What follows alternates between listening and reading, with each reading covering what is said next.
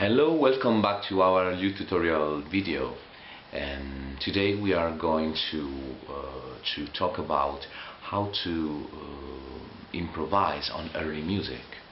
We know that the musicians of those eras were used to improvise all the time, and often they needed a very short theme just to start improvising, to improvise on.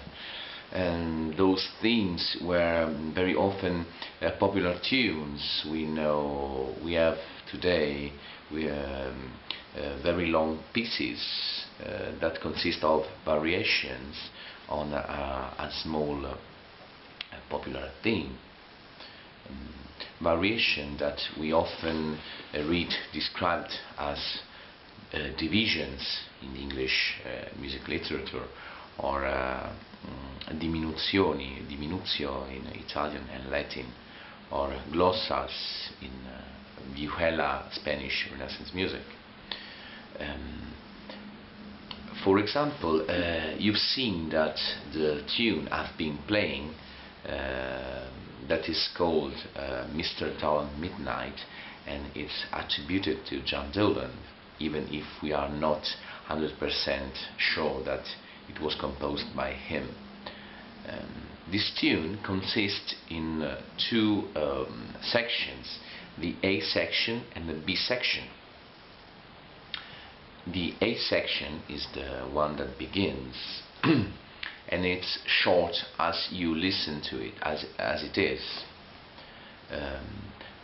For as we concern the B section, instead, it's exposed as the answer to the preceding section, and then John Dolan added a repetition with a very small variations.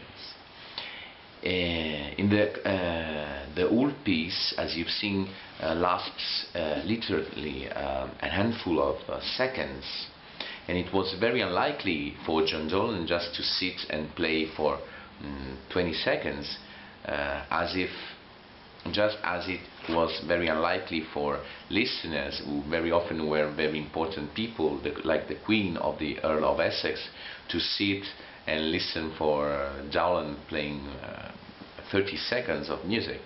So what I think it was the reality is that that was a start to begin with, and then he kept repeating the A section, the B section, by playing divisions upon that. So what we will try to do today is to play variation and to compose variation and start to think variation. But that was the the routine for the scholars of earlier centuries.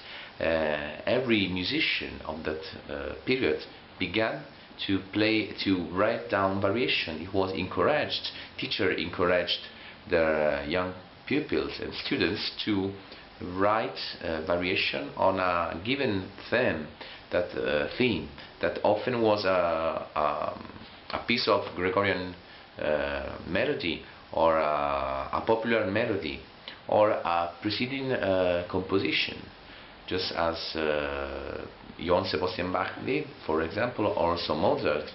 We are talking obviously of other times and completely different kinds of music, but the spirit is that to build new music upon pre-existing music, older music. And so, but we had to do that with a certain fashion. We can't play jazz or rock scales on Dolan music, not today. What we do is try to figure out how would an Elizabethan musician, in this case, would improvise. How can I do that? But simply because I've been playing and reading and listening to quite a big deal of Renaissance music, English Renaissance music, so I think that I've got somehow a little bit of language inside of me after elaborating all this music. Just like modern jazz players do listen to a lot of Miles Davis and Charlie Parker and John Coltrane music, until the point that they understand a certain pattern, a certain language, and try to express themselves in a language that is halfway between John Coltrane and themselves. So at the end, language is something that belongs to you.